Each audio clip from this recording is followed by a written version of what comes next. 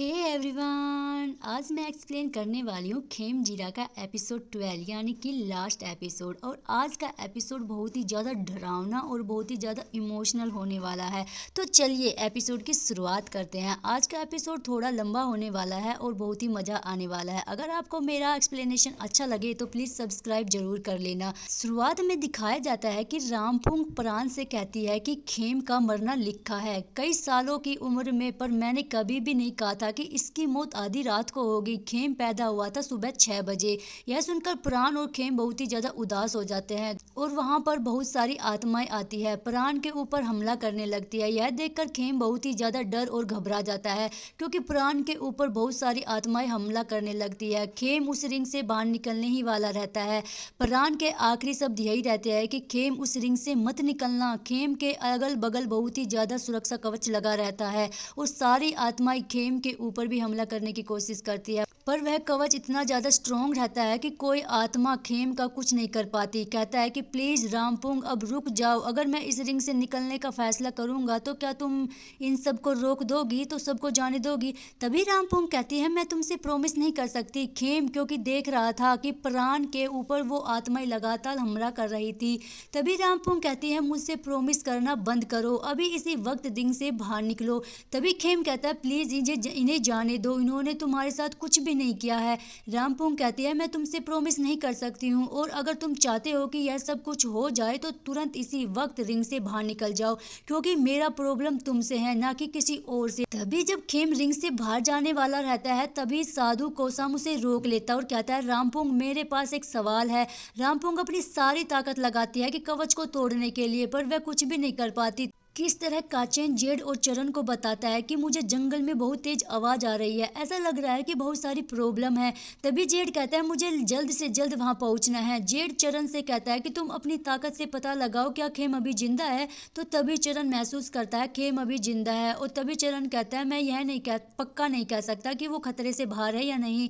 तभी जेड कहता है मुझे जल्द से जल्द उसके पास पहुंचना है, और तभी काचेन कहता है अपना लोकेशन भेजो, मैं चॉपर भेजता हूँ। तभी चरण कहता है कि इट्स ओके, शांत हो जाओ, वैसे भी हम लोगों ने बहुत कुछ किया है खेम को बचाने के लिए। तभी जेड शांत हो जाता है। दूसरी तरफ रामपुंग और वह आत्माएं उस कवच को तोड़ने के लिए पूरी कोशिश करती है। तभी साधु कोसाम रामपुंग से कहता है क्या मैं तुमसे एक सवाल पूछ सकता हूँ। तो रामपुंग कहती है अपनी टांग मत अड़ाओ। तभी साधु कोसाम कहता है कि मैं तो तुमसे बस एक सवाल पूछना चाहता हूँ, अगर तुम मुझे एक सवाल का जवाब दे दोगी तो मुझे पता चल जाएगा कि तुम्हें क्या चाहिए। क्या तुम्हें सच में खेम की जिंदगी चाहिए। और तभी रामपुंग कहते हैं हाँ मुझे बस यही लड़के की जिंदगी चाहिए। साधु कोशम कहते हैं क्या तुम्हारे साथ जितना कुछ हुआ है क्या खेम की जिंदगी से तुम्हें खुशी मिल जाएगी। तो तभी रामपुंग कहते हैं हाँ मुझे खुशी मिल जाएगी, मुझे इस इकलौते इंसान के शरीर से मुझे खुशी मिल जाएगी, मुझे बस खेम की जिंदगी चाहिए। तभी साधु कोसाम कहते हैं मुझे माफ कर देना, मैंने तुम्हारा इतना वक्त बर्बाद किया है। तभी वे खेम को अंदर कर देते हैं। दूसरी तरफ दिखाया जाता है कि अचानक एक तेज रोशनी आती है। तेज रोशनी में प्राण अपनी ताकतों का यूज करता है। फाइनली प्राण उस ताकत का यूज करता है जो कि पर्वतों के देवता ने उसे दिया था। प्राण के पूरे शरीर पर नाग देवता का चिन्ह बन जाता है। उसके आसपास तेज रोशनी आने लगती है।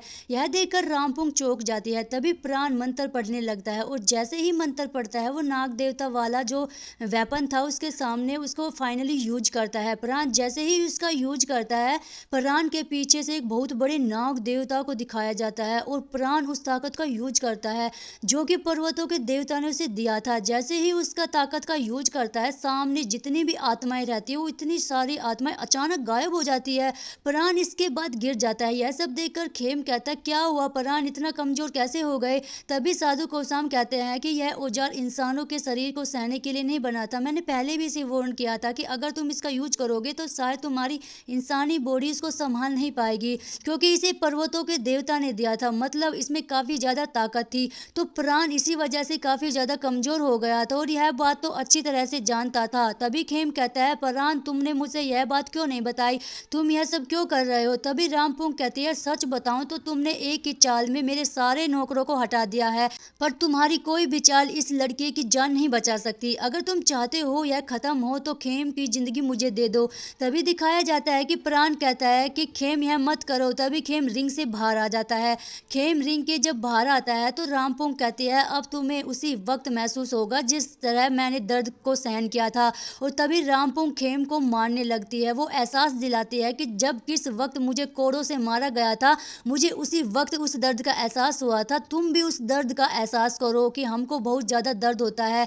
रामपुंग उस कोड़ों से मारने लगती है, उसी दर्द का एहसास दिलाती है जिस वक्त उसे हुआ था। यह सीन बहुत ही ज़्यादा इमोशनल होता है। रामपुंग एक एक करके खेम को मारती है और यह देखकर प्राण उसे रोकता है और कहता है रामपुंग उसे जाने दो। तभी खेम कहता है मैंने पास्ट लाइफ में अपनी वजह से किसी की जान गंवाई थी। मैं नहीं चाहता कि मेरी वजह से इस जन्म में भी किसी की मौत हो, इसलिए मैं नहीं चाहता। प्राण अब रुक जाओ। तभी खेम उस वार को सहता रहता है। तभी प्राण कहता है रामपुंग बस प्लीज रुक जाओ। तभी रामपुंग कहते हैं मतलब तुम्हें एहसास है कि तुमने अपने पास्ट लाइफ में बहुत सारी गलतियां की है। भी पास्ट लाइफ का सीन दिखाया जाता है। रामपुंग के पास खेम का पास्ट रूप आता है जो कि एक लड़की रहती है।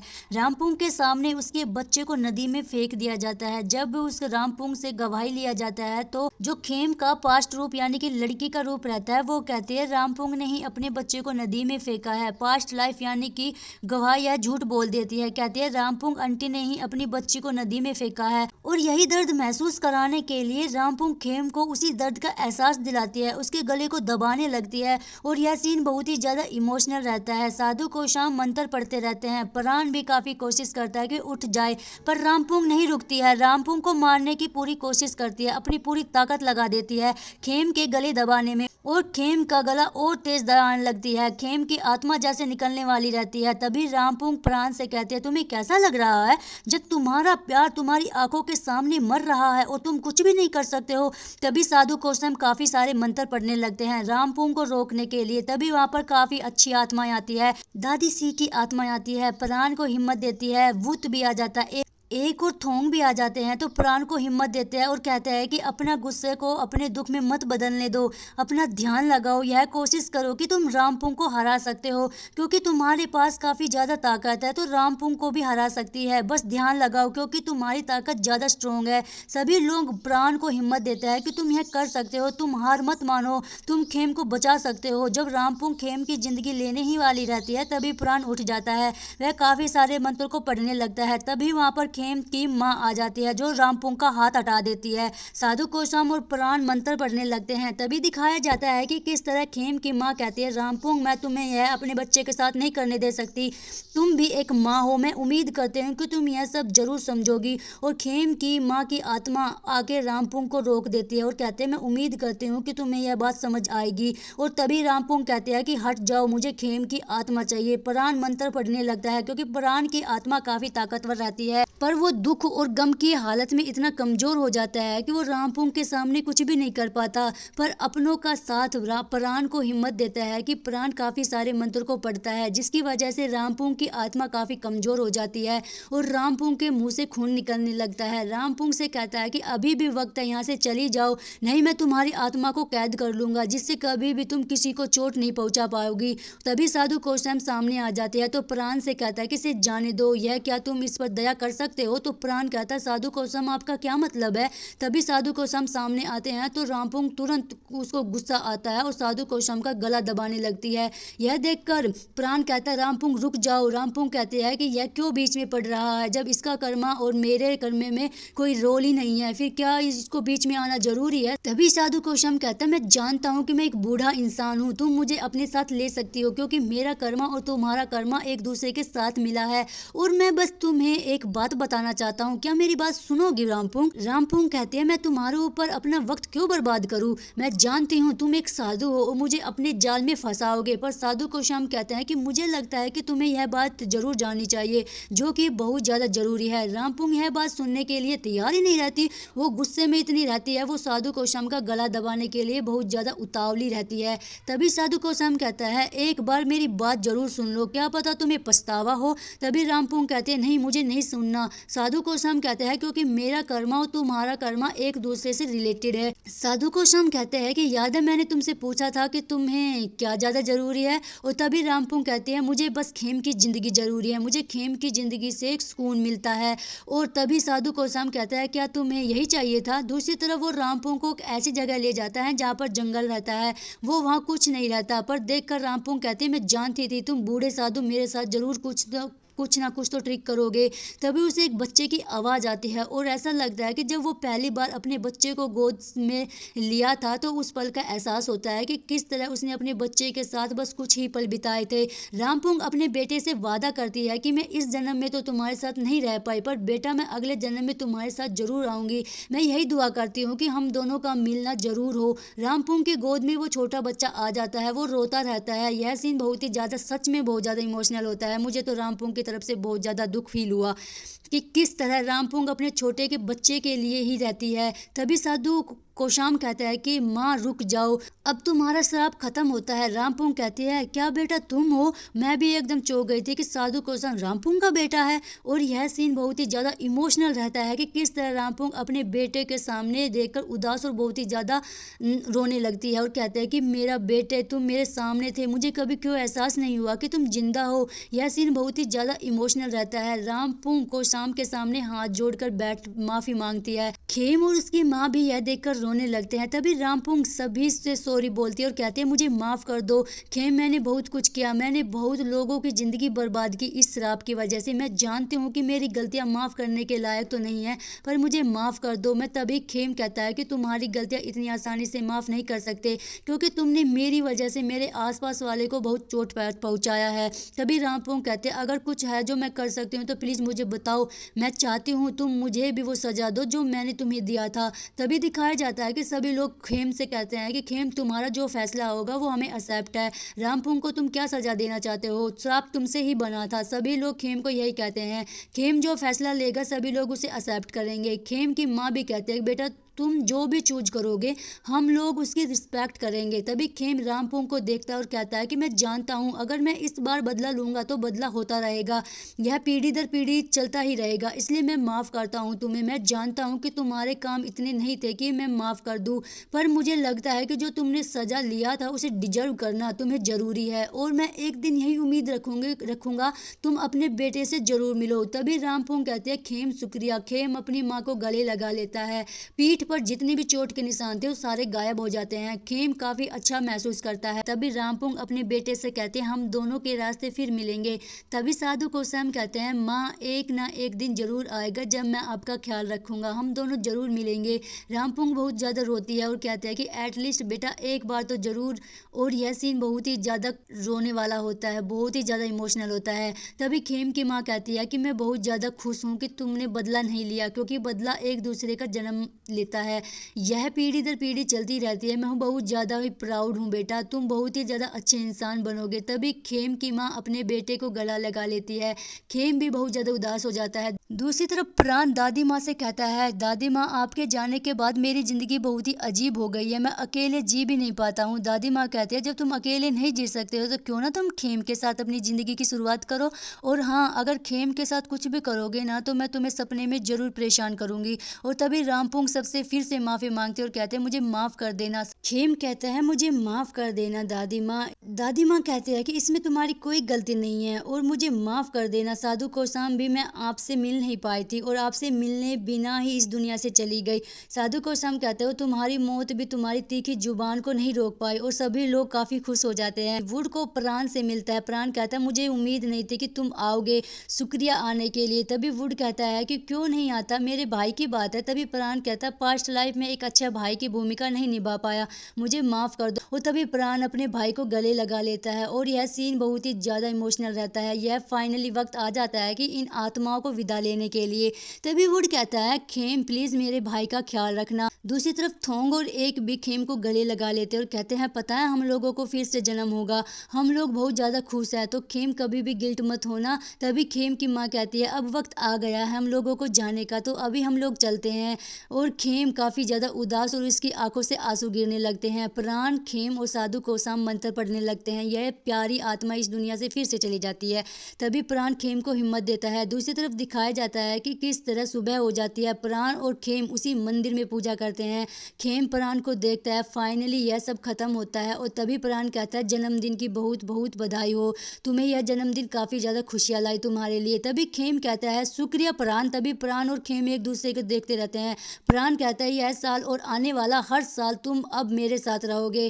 खेम यह बात हमेशा याद रखना कि मैंने तुम्हें चूज किया है। तो खेम कहता है तुम्हारा मतलब क्या है, और तभी प्राण बेहोश हो जाता है। दूसरी तरफ खेम प्राण का ध्यान रखता है। प्राण को देखकर काफी ज्यादा उदास रहता है। दूसरी तरफ काचेन साधु कोसाम जेड और चरण को वापस लेकर आता है। यह देखकर खेम काफी ज्यादा खुश हो जाता है। चरण और जेड इतने ज्यादा खुश रहते हैं कि खेम को गला लगा लेते हैं और कहते हैं फाइनली यह खत्म हुआ, हम लोगों ने हर कुछ किया। तभी काचेन खांसता है और कहता है जाने से पहले साधु कोसाम का आशीर्वाद तो ले लो, क्योंकि मैं इन्हें स्टेशन पर छोड़ने जा रहा हूँ। तभी जेड, खेम और चरण साधु कोसाम का आशीर्वाद लेते हैं। तभी चरण कहता है साधु कोसाम मेरे पास एक सवाल है, क्या आप उसका जवाब दोगे? और चरण सारे सवालों का जवाब बिना रुके नॉन स्टॉप पूछता रहता है। कहता है कि आपको कब पता चला कि रामपोंग ही आपकी माँ है? आपके पास्ट लाइफ रामपोंग से कनेक्टेड है। अगर आपको पता था तो आपको यह सब क्यों होने दिया? प्राण को इतना चोट क्यों सहने दिया कि उसकी जिंदगी इतनी ज्यादा खतरनाक में क्यों होने दिया? आपने पहले क्यों रामपोंग को नहीं बताया कि आप उसके बेटे हो? अगर आपको पता था कि रामपोंग को अगर उसका बेटा ही चाहिए था तो आपने इतनी आसानी से उसे खत्म क्यों नहीं किया? यह सुनकर जेड कहता है बस करो चरण, क्या तुम्हारा यह एक सवाल था? तभी साधु कोसाम हंसने लगता है और कहता है मैं जानता हूँ तुम्हारे दिल में यह काफी सवाल है, सभी लोग यही जानना चाहते हैं, पर अगर मैं शुरुआत में अगर रामपोंग को यह बता देता तो यह शायद उसे लगता कि हम लोग उसको धोखा दे रहे हैं, क्योंकि यह किस्मत में लिखा था कि प्राण अपनी ताकत को खो देगा। अपने प्यार को बचाने के लिए वो अपनी ताकत का बलिदान दे देगा और यह सब किस्मत में लिखा था। हाँ, मेरी रही बात, अगर यह सब ना होता तो रामपोंग क्यों गुस्सा करती, क्यों मेरे पास आती? उनका तो मुझसे श्राप से लेना देना ही नहीं था। वो तुम्हारा पीछा कर रही थी, वो मुझ पर हमला क्यों करती? जब तक रामपोंग मुझसे छुटती नहीं तब तक उसे एहसास ना होता कि वह मेरी माँ है और उसका और मेरा कर्मा एक दूसरे से रिलेटेड है।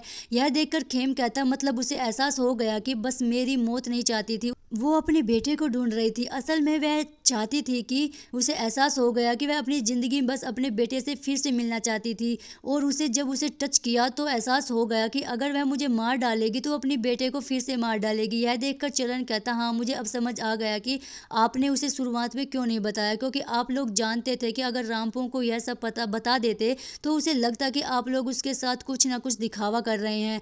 तभी साधु कोशम कहते हैं कि खेम उदास मत हो, प्राण की ताकत अभी गई है, कुछ दिनों के बाद सभी ताकत वापस आ जाएगी। यही बात खेम सोचता रहता है, प्राण को देखता रहता है और तभी वो याद करता है कि प्राण ने उसे कहा था कि उसने उसे चूज किया है। तभी खेम कहता है मैंने भी तुम्हें चूज किया है। जब खेम जाने लगता है तो प्राण उठ जाता है। खेम प्राण के पास जाता है तो प्राण उसको बीमार थका हुआ सा रहता है पर उसको एकदम से किस कर लेता है। खेम प्राण को गले लगा लेता है और रोने लगता है, पर कहता है कि आज के बाद मैं तुम्हारा ख्याल रख पाऊंगा, अब मैं बहुत पैसे कमाऊंगा, तुम्हें सपोर्ट करूंगा और तुम्हारा अब से मैं ख्याल रखूंगा। तो प्राण कहता है मेरी ताकत चली गई है, नहीं कि मैं चल और बोल नहीं सकता, मैं ठीक हूँ खेम, तुम्हें इतने डरने की कोई जरूरत नहीं है। तभी खेम कहता है पर तुमने मुझे चूज किया है, पर मैं अब से तुम्हारा ख्याल रखूंगा। और यह सीन बहुत ही ज्यादा क्यूट रहता है। खेम और प्राण एक दूसरे को गले लगाते हैं। खेम कहता है फिर भी तुमने मेरे लिए बहुत कुछ किया है और मैं इसे चुकाने के लिए तुम्हारी देखभाल करूंगा, तो मुझे अपना ख्याल रखने दो।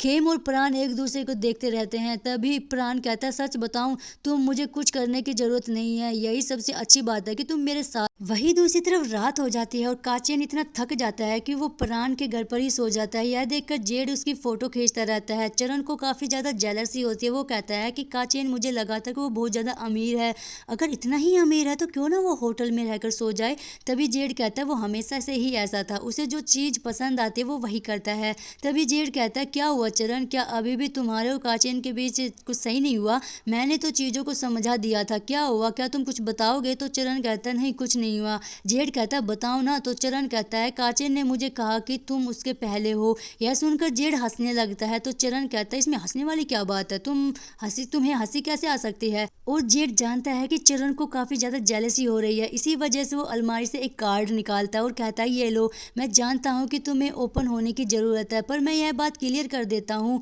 यह देख रहे हो नेपच्यून कार्ड, जो कि एक मसाज पार्लर का मेंबरशिप का कार्ड है। उसने मुझे 18 साल होने पर दिया था और वो चाहता था कि मैं उसके साथ जाऊँ। जेन इसी वजह से काचेन से बहुत ज़्यादा गुस्सा आती थी, क्योंकि वो हमेशा मुझे हर बुरी चीज़ को लेकर करने जाता था, क्योंकि वो चाहता था कि मैं अपनी ज़िंदगी काफ़ी अच्छे से जीऊँ। जब उसने मुझे पार्लर में ले जाने के लिए कहा तो मैंने कहा मैं यह कर चुका हूँ, तो इसी वजह से उसे लगा कि मेरी वर्जिनिटी खोने वाला पहला शख्स है। इसी वजह से वो यह कहता है कि क्योंकि उसने हर चीज़ मुझे पहली बार सिखाई है। यह सुनकर चरण कहता है तुम्हें यह बताने की कोई ज़रूरत नहीं थी, मुझे यह सब पता था। तभी जेड के पास चरण आता है और कहता है पता है फिर भी तुम मेरे पहले इंसान हो जो कि मेरी वर्जिनिटी को खोए हो, और मेरे दिल को भी तुमने ही लिया है। यह सुनकर चरण हंसने लगता है। काचेन की यह बात सुनता रहता है और यह सीन बहुत ही ज़्यादा फनी रहता है, क्योंकि इन दोनों लव बर्ड्स के बीच में काचेन बेचारा कबाब में हड्डी बन गया। दूसरी तरफ दिखाया जाता है कि खेम किचन में काम करता रहता है तो काचेन आता है। काचेन कहता है सब लोग कहाँ गए? खेम कहता है जेड और चरण खाना खाकर चले गए हैं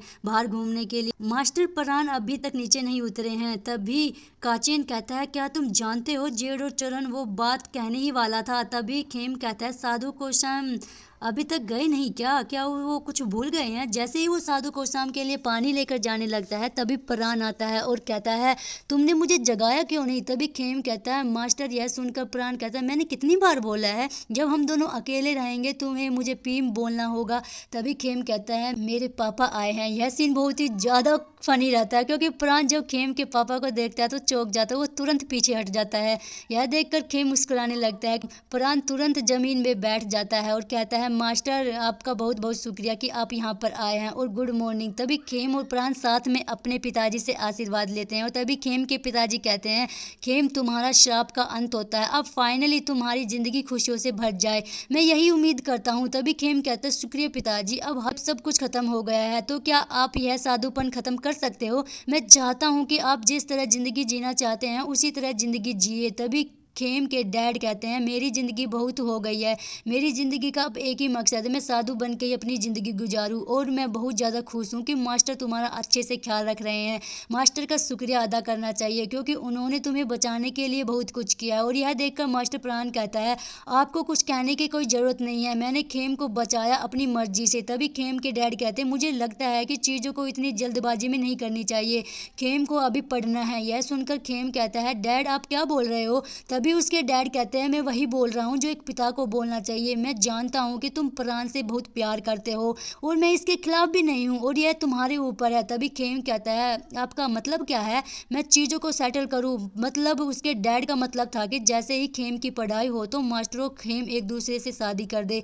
और उसके डैड कहते हैं तुम्हारी चॉइस होगी, तुम क्या चाहते हो, पर मैं यह पूरा भरोसा कर सकता हूँ कि प्राण मेरे बेटे का काफ़ी अच्छे से ख्याल रखेगा।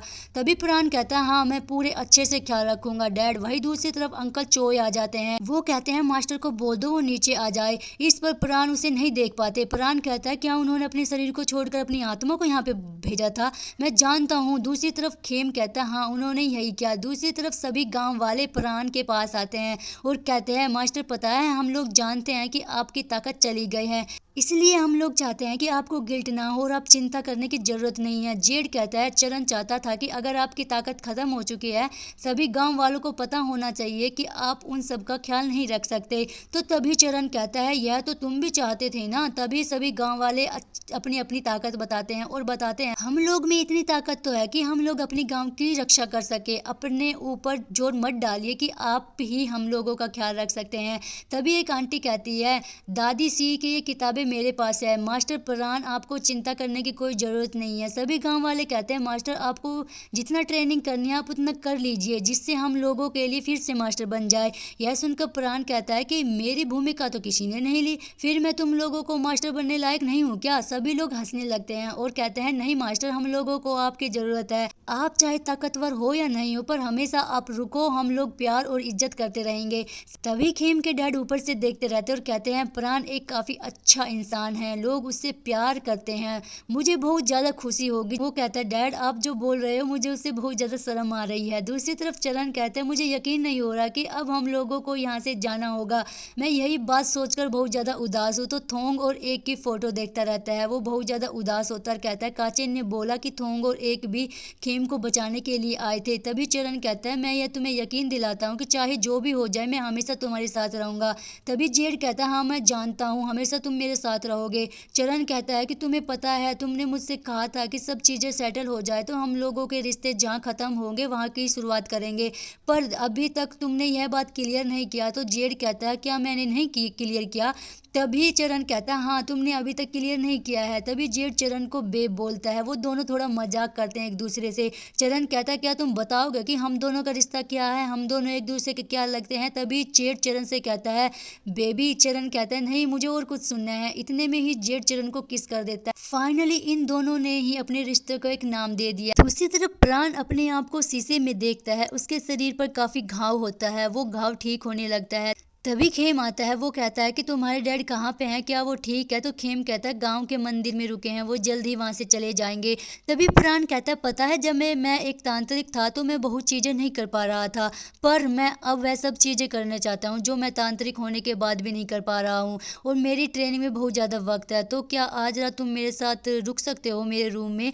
तो वो हाँ कह देता है। प्राण दरवाजा बंद कर देता है। खेम जब प्राण के कमरे में आता है तो काफी शर्माता रहता है, खेम की आंखों में देखता रहता। प्राण कहता तुम मेरी आंखों में क्यों नहीं देख रहे हो? खेम कहता तुम्हारी आंखें बहुत ही ज्यादा खूबसूरत है। तभी प्राण कहता क्या तुम उसको करीब से देखना चाहोगे? तभी खेम और प्राण एक दूसरे को किस करने लगते हैं। प्राण कहता क्या तुम सच में यह करना चाहते हो? तभी खेम कहता हाँ मैं इसे सच में करना चाहता हूँ। तभी खेम और प्राण का बहुत ही ज्यादा हॉट इंटीमेट सीन आपको यहाँ पर देखने को मिलेगा। दूसरी तरफ दिखाया जाता है कि किस तरह खेम अपने डैड और अपने सभी दोस्तों के साथ मास्टर को छोड़कर जाने लगते हैं, और चरण कहता है मास्टर अब हम लोग जा रहे हैं। तभी सभी लोग बाय करते हैं। जब आखिरी वक्त आता है तो खेम को गले लगा लेता है। यह सीन बहुत ही ज्यादा इमोशनल होता है क्योंकि खेम और प्राण एक दूसरे को बहुत ही टाइटली गले लगाते हैं। प्राण कहता है तुम्हें जब यहाँ पे आना होगा तुम आ सकते हो। तभी खेम कहता है हाँ प्रेम। तभी प्राण कहता है इस नाम से नहीं, जैसे कल तुमने मुझे रात में बुलाया था उस तरह से बुलाओ। किस तरह रात में प्राण ने खेम को बताया कि पता है इस नाम से मुझे सिर्फ मेरी माँ बुलाती थी, जब मेरी माँ इस दुनिया से चली गई कोई भी मुझे इस नाम से नहीं बुलाया। तभी खेम कहता है हाँ मेरे प्रेम, और यह बहुत ही ज्यादा अच्छा सीन होता है। तभी खेम अपने डैड के साथ चला जाता है और दूसरी तरफ प्राण अपनी ट्रेनिंग में लग जाता है। दूसरी तरफ दिखाया जाता है कुछ सालों बाद का सीन दिखाया जाता है जहाँ पर जेड और चरण फाइनली अपने गांव वापस आ गए थे। वो दोनों एक दूसरे के सजाने में मदद करते हैं। खेम कहता है और चरण तुम इतनी जल्दी तैयार हो गए हो? तभी चरण कहता है मैं दूल्हा नहीं हूँ, हम दोनों सिर्फ अभी बॉयफ्रेंड्स है। ये देखकर खेम हंसने लगता है। तभी जेड कहता है ओ बस तुम्हें तैयार होने के लिए ही कह रहा था, यह नहीं बोल रहा था कि हम दोनों दूल्हे बन गए हैं। यह सीन बहुत ही ज्यादा फनी होता है। तभी जेड कहता है चलो खेम मैं तुम्हें भी सनस्क्रीन लगा देता हूँ। तभी खेम कहता है तुमने पास्ट लाइफ में खेमिका को नहीं बताया तो तुम इस जन्म में कोई मौका नहीं छोड़ रहे हो मुझे बताने में। इसी तरह प्राण अपनी साइकिल को लेकर अपने डैशिंग स्टाइल में अपने गांव से निकलता है जहां पर जेड और चरण और खेम रहते हैं, वहां पर आ जाता है। प्राण एकदम से अपनी कूल एंट्री मारता है। तभी खेम कहता है मेरा फेस दिखाओ, देखो ना मुझे कितना ग्लो आ गया है। तभी चरण कहता है ओ तुम्हारा मतलब मास्टर के आने से ना, मुझे लगता है कि तुम मास्टर से मिलने के लिए बहुत ही ज्यादा उतावले हो। तभी वहां पर प्राण आ जाता है। जेड और चरण कहते लगता है मास्टर भी काफी ज्यादा जल्दी में थे। तभी प्राण खेम के पास आता है। जब खेम प्राण को देखता रहता है तो कहता है मेरा पीम। तो जेड और चरण उसका मजाक उड़ाते हैं। तभी खेम कहता है क्या तुमने काफी ज्यादा वेट किया? प्राण कहता है तुम जानते हो ना मैं इससे भी ज्यादा वेट कर सकता हूँ। तभी प्राण खेम का हाथ पकड़ता है। खेम उसके हाथों में अपना हाथ दे देता है। जेड और चरण इसके काफी मजे लेते हैं। यह सीन बहुत ही ज्यादा फनी होता है। दूसरी तरफ खेम इन दोनों को देखकर हंसता है। और फाइनली खेम प्राण और जेड चरण अपना ग्रेजुएशन की फोटो लेते हैं। प्राण इन लोगों के साथ फोटो में रहता है और वो बहुत ही सारी फोटो लेते हैं। फाइनली प्राण कहता है चले हम लोग मेले में चलते हैं, गांव में आज बहुत ही ज्यादा बड़ा मेला है। तभी खेम जेड और चरण सभी लोग इस मेले में शामिल होते हैं। यहाँ पर जेड की पूरी फैमिली शामिल रहती है। जेन को भी दिखाया जाता है, जेन भी काफी ठीक हो गई है। तभी दिखाया जाता है कि किस तरह जेड पहली बार चरण को अपने डैड से मिलाता है। चरण कहता है मेरा नाम चरण है, और कहता है कि जेड हम दोनों एक दूसरे से प्यार करते हैं और हम दोनों गे है। यह देखकर उसके डैड कहता है कि मैं जानता चाहता हूँ मेरे बेटे का थोड़ा ख्याल रखना, कहीं वो तुम्हें परेशान ना करे। दूसरी तरफ काचन सिर्फ जेन से बोलती है, तुमने तो मेरे ध्यान ही नहीं रखा। तभी काचन बोलता है, हम दोनों हमेशा एक दूसरे से मिलते ही रहते हैं। तभी जेन बोलती है, पता है वो भूत ने मुझे अलमारी में मार दिया था और मैं जब उठी वहाँ पे कोई नहीं था। मुझे तो कोई प्यार ही नहीं करता, मेरे पास तो कोई लवर भी नहीं है। तो काचन कहता है, मैंने एम्बुलेंस को बुलाया था। तो जेन कहते हैं, शुक्रिया। तभी वहाँ पर पोंग भी दिखाया जाता है जो अपनी सिस्टर की शादी के लिए कार्ड बांट रहा था और सभी से माफी मांगता है कि वो खुद इस कार्ड को देने के लिए नहीं आई। खेम कहता है, यह बात सच है पोंग, मुझे बताया कि तुम किसी फैसिलिटी में प्रोफेसर की जॉब करोगे। तभी खेम कहता है, हाँ यह बात सच है, अब मैं बैंकॉक में नहीं बल्कि यहीं पर रहूंगा। यह सुनकर वो कहता है, तुम जैसे लड़के यहाँ पे रहोगे। तभी खेम कहता है, हाँ, और कहता है, क्या तुम और मास्टर अभी भी रिलेशनशिप में हो, तुम्हारे रिश्ते का क्या हुआ। तभी प्राण ये बात सुनकर वहाँ पे तुरंत आकर खेम का हाथ पकड़ता है और कहता है, हम दोनों बॉयफ्रेंड्स हैं। क्या उसने यह बात सही कही कि तुम अब फिजिकल थेरेपिस्ट बनने जा रहे हो? हटो, मुझे अपने बॉयफ्रेंड्स को रॉकेट दिखाना है। और वो हट जाता है, वो काफी खुश रहता है। तभी अंकल चोई कहते हैं, पता है हम लोगों को सबसे पहले दुआ मांगने की जरूरत है। यह आज का मेला इसलिए है कि ऊपर वाले हम लोग पर मेहरबान होकर बारिश करे। तभी खेम प्राण से कहता है, क्या तुम्हारी ट्रेनिंग हो गई है? तभी अंकल चोई कहते हैं, अब वक्त आ गया है रॉकेट को उड़ाने का। रॉकेट काफी ज्यादा ऊंचाइयों पर उड़ता है।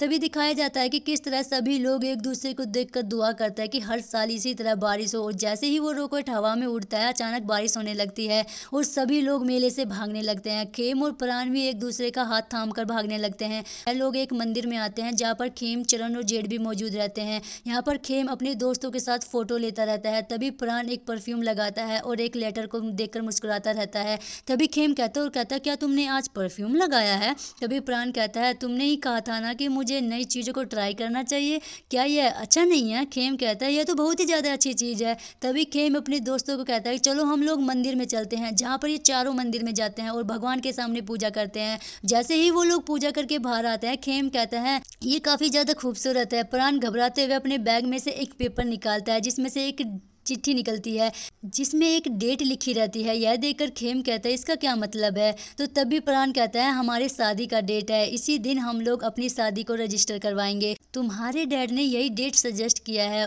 और मैंने एक बार कहा था, मैं पूरी जिंदगी तुम्हारे साथ जीना चाहता हूँ। मैं चाहता हूँ कि तुम मेरे साथ पूरी जिंदगी गुजारो। क्या तुम मेरे से शादी करोगे? Will you marry me? Khem Khem कहता है, मैं भी तुम्हारा ख्याल रखना चाहता हूँ प्रेम, और मैं हमेशा तुम्हारे साथ रहना चाहता हूँ। हाँ, मैं तुमसे शादी करना चाहता हूँ। तभी खेम और प्राण एक दूसरे को देखते रहते हैं और एक दूसरे को देखकर मुस्कुराते रहते हैं और हाथ पकड़ लेते हैं। बहुत ही ज्यादा क्यूट रोमांटिक सीन होता है। दूसरी तरफ चरण कहता है, कब हम दोनों का यह वक्त आएगा? तो जेड कहता है कि इन दोनों की शादी होने दो, फिर भी हम लोग एक डेट निकालेंगे और हम लोग भी जरूर शादी करेंगे। चरण कहता है, हाँ, उस वक्त का मुझे बहुत ज्यादा बेसब्री से इंतजार है। तभी जेड और चरण खेम के प्राण को बधाई देते। तभी दिखाया जाता है, चरण बोलता है, वैसे तुम लोग शादी कहाँ करने जा रहे हो? तो सुनकर खेम कहता है, मुझे लगता है कि तुम्हें पीम से पूछना चाहिए। चरण कहता है, ओ, पीम से पूछना चाहिए। ये चारों काफी खुश रहते हैं। तभी खेम कहते हैं, मुझे रोना आ रहा है, मेरी जिंदगी में इतने प्यारे दोस्त और प्यार करने वाला इतना प्यारा बॉयफ्रेंड है। तभी वो लोग कहते हैं, ओ बस करो, मत रो। दूसरी तरफ दिखाया जाता है कि कुछ सालों के बाद जहाँ पर खेम और प्राण शादी कर चुके होते हैं, उनके 2 बच्चे अडॉप्ट भी कर दिया है। जहाँ पर थोंग और एक का पुनर्जन्म दिखाया जाता है जो कि खेम और प्राण के अब बच्चे हैं और जो दोनों हमेशा ही की तरह एक दूसरे से नोकझोंक करते रहते हैं। जहाँ पर इनका नाम श्योंग और शोन रहता है। यह देखकर खेम काफी मुस्कुराता है और कहता है, श्योंग जाओ ना, अपने डैडी को बुला दो, खाना तैयार हो गया है। तभी श्योन बोलता है, फिर मैं डैडी आपकी मदद करूंगा खाना पकाने में। दूसरी तरफ श्योन कहता है, डैडी आओ ना, कहीं खाना खत्म ना हो जाए, खाना काफी टेस्टी है। दूसरी तरफ श्योन कहता है, पता है मैंने आज आपके लिए खाना बनाने में हेल्प की है। तभी प्राण कहता है, तुम इतने छोटे हो, तुम मेरे लिए खाना बनाए हो? मेरे बेटे कितने ज्यादा अच्छे हैं। तभी खेम आता है और कहता है, तुम लोगों ने पूरा पैकेट इसमें डाल दिया? तो शान कहता है, हाँ, मैंने डैड के लिए काफी अच्छे से बनाया है। तभी प्राण कहता है, मेरे बेटे ने बनाया तो मैं जरूर इसे खाऊंगा। तभी श्यान बोलता है, पता है इस पैकेट में लिखा है कि अगर आप पूरे पैकेट डालोगे 10 गुना तीखा हो जाएगा। तभी प्राण कहता है, हाँ, बहुत तीखा है यह खाना। तभी वो कहते हैं, मेरे बेटे ने बनाया तो मैं इसे जरूर खाऊंगा। तभी वो दोनों चले जाते हैं खेलने के लिए। तभी प्राण कहता है, पता है ये बहुत ज्यादा तीखा है। तभी खेम कहता है, मुझे लगता है कि तुम्हें इसको खाने की जरूरत नहीं है। तभी प्राण कहता कहता है पता है पास्ट लाइफ में मैंने थोंग और एक को बहुत परेशान किया था, लगता है उसी का ये दोनों बदला ले रहे हैं। खेम कहता है पर यह एक अच्छी जिंदगी है ना। प्राण कहता है हाँ बहुत ही ज्यादा अच्छी जिंदगी है, मेरे साथ में 2 खूबसूरत बच्चे और मेरा प्यारा सा हबी है। तभी प्राण कहता है ओ आज मैंने तुम्हें शुक्रिया अदा नहीं किया। तो खेम कहता है यह कोई जरूरी बात नहीं है कि तुम हर रोज मुझे शुक्रिया अदा करो। और तभी प्राण कहता है पर मैं चाहता हूँ। तभी प्राण खेम के करीब आता है और उसे किस करने की कोशिश करता है, पर उन दोनों बच्चों की आवाज आती है तो दोनों एक दूसरे से हट जाते हैं। खेम कहता है और लगता है मुझे जाना होगा। तभी खेम प्राण को एक किस करता है और खेम चला जाता है। तभी प्राण मुस्कुराता है वैसे हमारा क्यूट लवर्स अपनी जिंदगी में काफी खुश है। और यही प्यारा सा एपिसोड का एंड हो जाता है। और मुझे इस सीरीज़ की बहुत ज़्यादा याद आने वाली है क्योंकि मैंने इसका भी बहुत ज़्यादा वेट किया था एक्सप्लेन करने में। और मुझे सच बताऊं तो मुझे बहुत ज़्यादा रोना आ रहा है कि ये अब ख़त्म हो गया है। अगर आपको मेरा एक्सप्लेनेशन अच्छा लगे तो प्लीज़ सब्सक्राइब कर देना, लाइक कर देना और कमेंट करके मुझे ज़रूर बताना। मुझे तो बहुत ज़्यादा दुख हो रहा है इसको भाई ये सीरीज़ ख़त्म हो गई है, मुझे मेरी आंखों से आंसू आ रहे हैं। और हाई पॉइंट मुझे ज़रूर देना। Thanks for watching, bye bye.